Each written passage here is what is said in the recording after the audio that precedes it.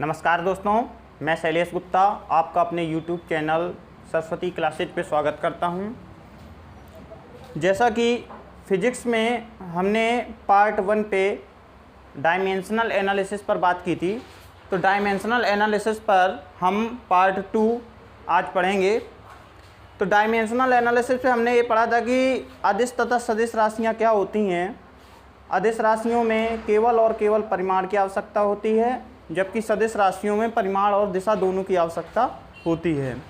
वहाँ पे हमने अदिश तथा सदिश राशियों को पढ़ा था और अदिश तथा सदिश राशियों के पश्चात हमने कुछ वहाँ पर राशियों का उल्लेख किया था जिनमें अदिश राशियों के विषय में बताया गया था कि द्रव्यमान हो गया, दूरी हो गई, घनत्व हो गया, आयतन हो गया आदि अदिश राशियाँ थीं। और सदिश राशियों में वेग हो गया, विस्थापन, बल, त्वरण आदि सदिश राशियाँ थीं। और हमने 7 मूल राशियों का उल्लेख किया था, जिसमें 7 मूल राशियाँ बताई गई: लंबाई, द्रव्यमान, समय, ताप। इस तरीके से 7 मूल राशियों को डिफाइन किया गया था। और 7 मूल राशियों को हम किस मात्रक की सहायता से मापते हैं उसका भी उल्लेख किया गया था। आज के हम वीडियो में पार्ट 2 में उन्हीं राशियों को किस मात्रक द्वारा व्यक्त किया जाता है और उनकी जो विमा होती है वो क्या होती है, इसका हम आज पढ़ेंगे। किसी भी एग्ज़ाम में आपका रेलवे ले लो, एसआई का एग्ज़ाम ले लो, एसएसआर का एग्ज़ाम ले लो, एयरफोर्स का एग्ज़ाम ले लो, एनडीए का एग्ज़ाम ले लो या लेखपाल का एग्ज़ाम ले लो, किसी भी एग्ज़ाम में फिजिक्स के 3 या 4 या 5 क्वेश्चंस लगभग मिल जाते हैं। और उसमें विमीय विश्लेषण से एक क्वेश्चन आता है जिसमें ये पूछा जाता है कि इस व्युत्पन्न राशियों की मात्रक कौन सा नहीं होगा, या इस व्युत्पन्न राशि का विमीय सूत्र कौन सा नहीं होगा या कौन सा विमीय सूत्र होगा। तो आज हम इसके मात्रक जो व्युत्पन्न राशियां हैं, जो कि मूल राशियों की सहायता से डेराइव की जाती हैं, उनको देखेंगे और उनसे जो संबंधित सूत्र है उसको यहाँ पे करेंगे और उसका जो मात्रक होता है वो पढ़ेंगे और उसकी विमा पढ़ेंगे। तो फर्स्टली हम डिस्कस करते हैं एरिया। तो एरिया हम जानते हैं क्षेत्रफल। इसका जो संबंधित सूत्र होता है, तो यदि आयत होगा तो उसमें लंबाई गुणा चौड़ाई होगा, और यदि वर्ग होगा तो भुजा का स्क्वायर होगा। तो इसमें यदि हम वर्ग ले लें या आयत ले लें तो उसमें 2 लंबाई आएंगी, भुजा गुणा भुजा, जिसको हम लंबाई या मीटर से मापेंगे। तो इसमें यहाँ पे लिख लेते हैं क्षेत्रफल क्या होता है, भुजा का स्क्वायर। तो इसका संबंधित सूत्र भुजा का स्क्वायर बन जाएगा अथवा बन जाएगा लंबाई गुणा चौड़ाई। तो यहाँ पे लंबाई को हम किससे मापते हैं, मीटर से, और चौड़ाई को किससे मापते हैं, मीटर से। तो यहाँ पे यदि हम मीटर गुणा मीटर करेंगे तो ये बन जाएगा इसका मात्रक मीटर स्क्वायर। अब मूल राशियों में पार्ट 1 वीडियो में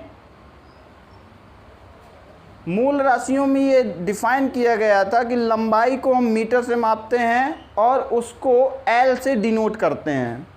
तो यदि हमें इसकी विमा लिखनी है तो इसकी विमा आ जाएगी एल स्क्वायर। कोई भी जो विमा होती है वो असल में क्या होती है कि वो मात्रक को रिप्रेजेंट करने का ही एक तरीका होता है। मात्रक को हम किस तरीके से एम एल टी के पदों में व्यक्त कर दें, ये कहलाती है विमा। दूसरी राशि की बात करते हैं। यहाँ पे हम आयतन करते हैं, तो आयतन बराबर हम जानते हैं कि लंबाई गुणा चौड़ाई गुणा ऊंचाई। घनाभ में होती है और घन में होता है ए क्यूब, अर्थात भुजा क्यूब। कितने भी हमारे क्वांटिटीज होती हैं, जैसे स्पेयर हो गया, गोला ले लो आप, या आप सिलेंडर ले लो, घनाभ ले लो, घन ले लो, कोई भी आकृति ले लो, ट्राइंगल ले लो, तो उनमें होगा क्या कि उनमें टर्म्स तो अलग अलग आएंगे, फॉर्मूला भी अलग अलग होंगे, लेकिन उसमें कुछ जब हम उसको मेजरमेंट करेंगे तो उसमें भुजा का क्यूब आएगा, हर एक में भुजा का क्यूब आएगा।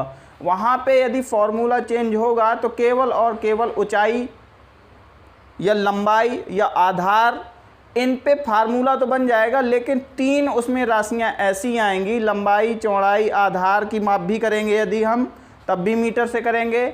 यदि हम उसकी ऊंचाई की माप करेंगे तब भी मीटर से करेंगे। यदि उसकी तिरछी ऊंचाई की माप करेंगे, शंकु ले लीजिए, शंकु में तिरछी ऊंचाई होती है, यदि उसकी तिरछी ऊंचाई की माप भी करेंगे तब भी हम उसको मीटर में करेंगे।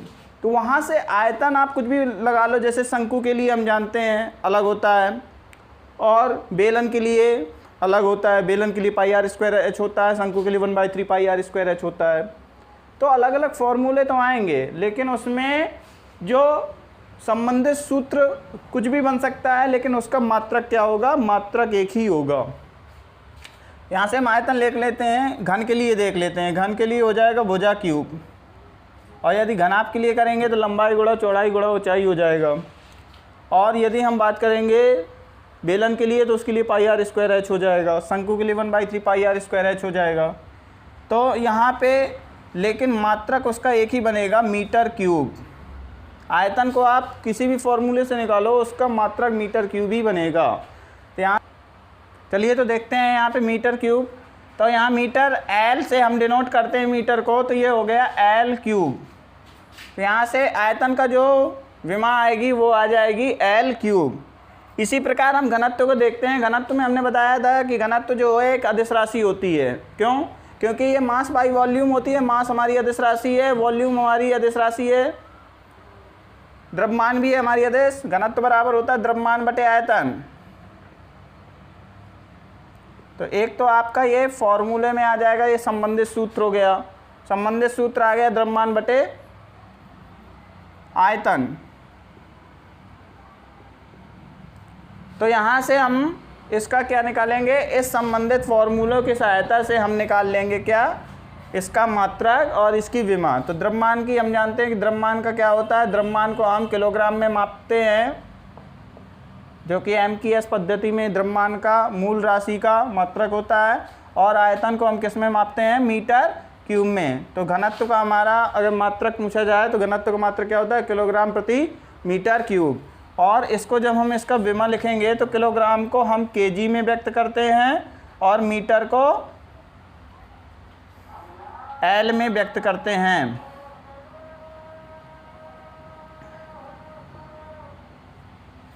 तो इसका आ जाएगा विमी सूत्र एम एल की पावर -3।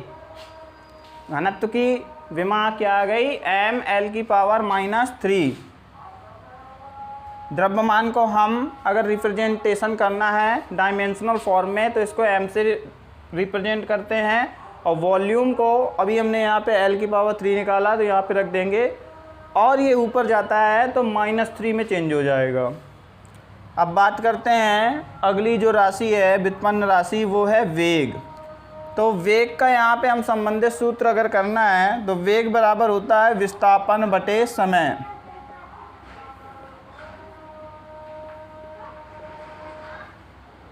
और विस्थापन भी एक प्रकार की दूरी होती है, लेकिन इसमें होता क्या है कि जैसे कि पार्ट 1 में हमने डिस्कस किया था कि डिस्प्लेसमेंट जो होता है उसमें एक निश्चित डायरेक्शन होती है।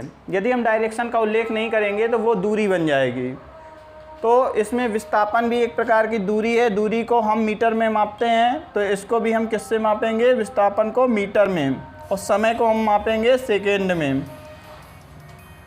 अभी बताया कि मीटर जो है उसका डायमेंशनल फॉर्म में रिप्रेजेंटेशन हम एल से करते हैं, और इसको के लिए बात करते हैं वेग बराबर, हमने जैसा कि बताया कि विस्थापन बटे समय होता है।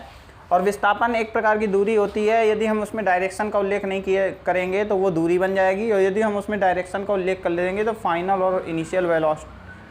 और इनिशियल जो पॉइंट होते हैं उनके बीच की जो डिस्टेंस होगी वो डिस्प्लेसमेंट होगी। तो अब हम यहाँ से बात करते हैं कि डिस्प्लेसमेंट को भी यदि हमें माप करना है, एक प्रकार की दूरी है तो इसको मीटर में माप करेंगे, और समय की अगर करना है तो समय का सबसे छोटा मात्रक होता है सेकेंड, तो इसके सेकेंड में माप करेंगे। तो मीटर पर सेकेंड इसका क्या आ गया, मीटर पर सेकेंड इसका आ गया मात्रक, और मीटर को हम एल से रिप्रेजेंट करते हैं डायमेंशन फॉर्म में, सेकेंड को हम टी से करते हैं, तो एल टी इनवर्स इसकी आ गई विमा। बात करते हैं अगली राशि की जो कि है त्वरण, इंग्लिश में इसको एक्सीलरेशन कहते हैं।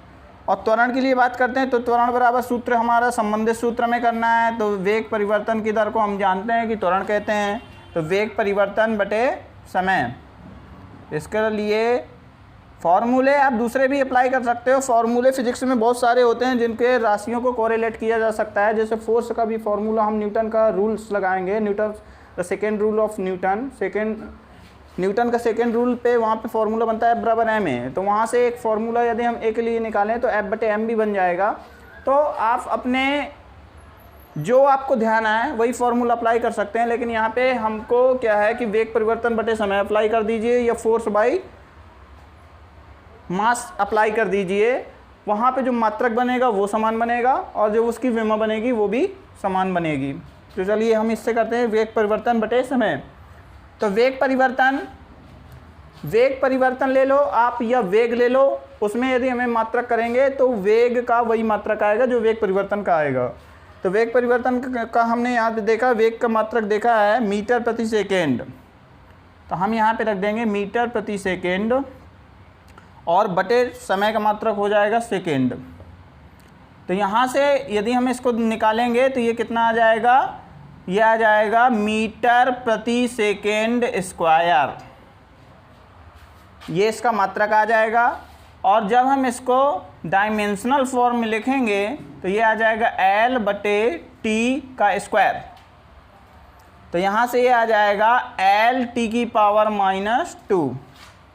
तो इस तरीके से हम विमा निकालेंगे। अब अगली राशि की बात करते हैं फोर्स। तो फोर्स, तो न्यूटन ने अपना कॉन्सेप्ट दिया था फोर्स पर, तो बल का न्यूटन ने अपना सेकेंड रूल जो दिया वो दिया F बराबर ma। तो उसने बल के लिए सूत्र क्या दिया था, द्रव्यमान गुणा त्वरण। अब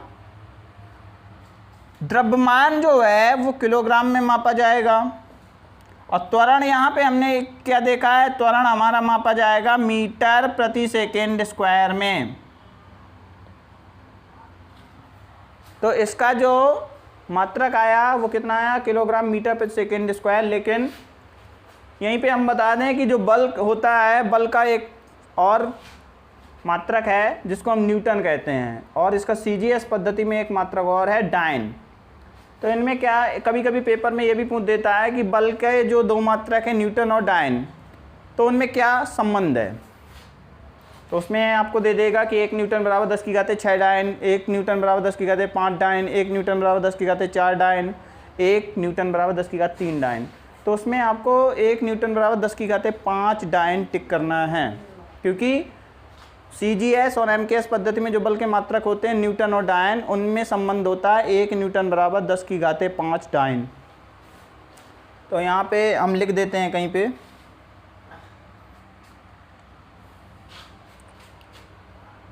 यहाँ देखिएगा नहीं,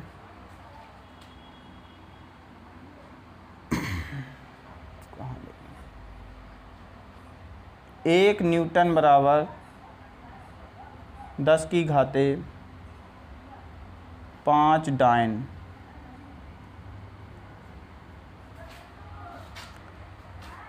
अब इसका देखते हैं यहाँ से, यहाँ हो जाएगा किलोग्राम को हम मापेंगे m, मीटर को L से और सेकेंड स्क्वायर ये T से, तो इसका आ गया mL/T-2। और रुको, चलिए बात करते हैं। अगला जो हमारी राशि है वो है कार्य। कार्य हम जानते हैं कि एक सूत्र होता है W बराबर डेल्टा K, या तो आप ये सूत्र ले लो या फिर ये सूत्र ना लेना है तो कार्य बराबर हम कर देंगे बल गुणा विस्थापन।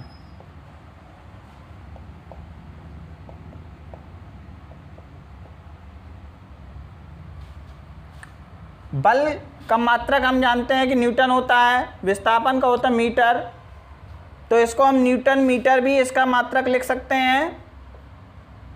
और अगर हमको एमकेएस में पूरा लिखना है, न्यूटन को भी हमको किलोग्राम मीटर और सेकेंड में डिनोट करना है, तो हम क्या करेंगे कि बल का पूरा मात्रक लिखेंगे किलोग्राम मीटर प्रति सेकेंड स्क्वायर इंटू मीटर।